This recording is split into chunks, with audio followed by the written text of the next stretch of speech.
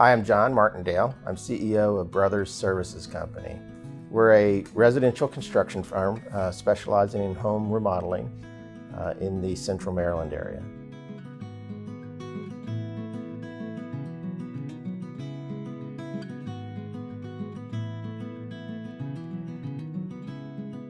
I think I've always had an entrepreneurial spirit. I had a paper route when I was maybe 7 years old. I started a lawn care business when I was, I think, 12 years old. I was pushing the lawnmower with the lower rung of the mower when I was doing it and working up customers in my neighborhood. And you know, by the time I was a teenager, I was buying my own clothes and bought my own car and really pretty self-sufficient.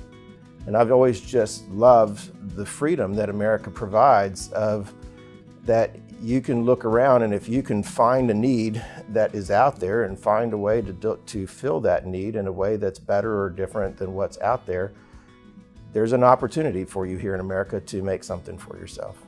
I really had very few role models that from an entrepreneurial standpoint. I was the son of a pastor, actually a long line of pastors and ministry people in our family.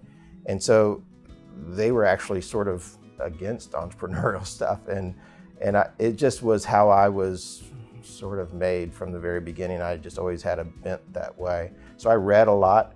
I got various books from Steve Covey stuff to Jim Collins to all sorts of books. And then about halfway through about 10 years ago now, I decided I wanted to go back to school. I had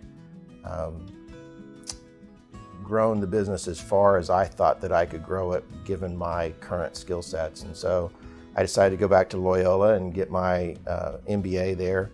And in the process there, just discovered a whole new world of analytics and an ability to study and develop business from a systematic, an intentional, strategic way that I had before that been doing things much more instinctively, I guess. So when I went to Loyola, it was a turning point for us. I think before that it was my instincts and we just tried to serve people well. But I did learn, and it was, I think, a pivot point in the time of our company history where we became more of a real business, built to last, and we started putting in structure and systems and strategies and tactics that were, I believe, best of class, and it's been rewarded with growth and profitability and being able to sustain ourselves through one of the worst, recessions that our country has faced. It was a process of constantly being willing to reevaluate your strategy, reevaluate your cost structure, working with the tension of being fiercely loyal to our employees. I didn't want to be that guy that just dump people because I could save a few dollars. And so we were constantly fighting the tension of being as efficient as we possibly can, being as loyal as we possibly can, but building ourselves to last and making sure that we were going to be there for the long haul. So we changed our strategy at times. We focused on, we tried to realize where is the segment of the market that is hottest right now, and we would focus there.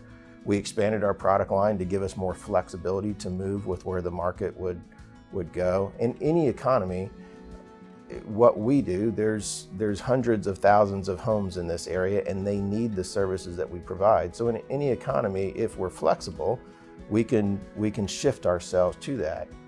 During the recession, a lot more repair work was done.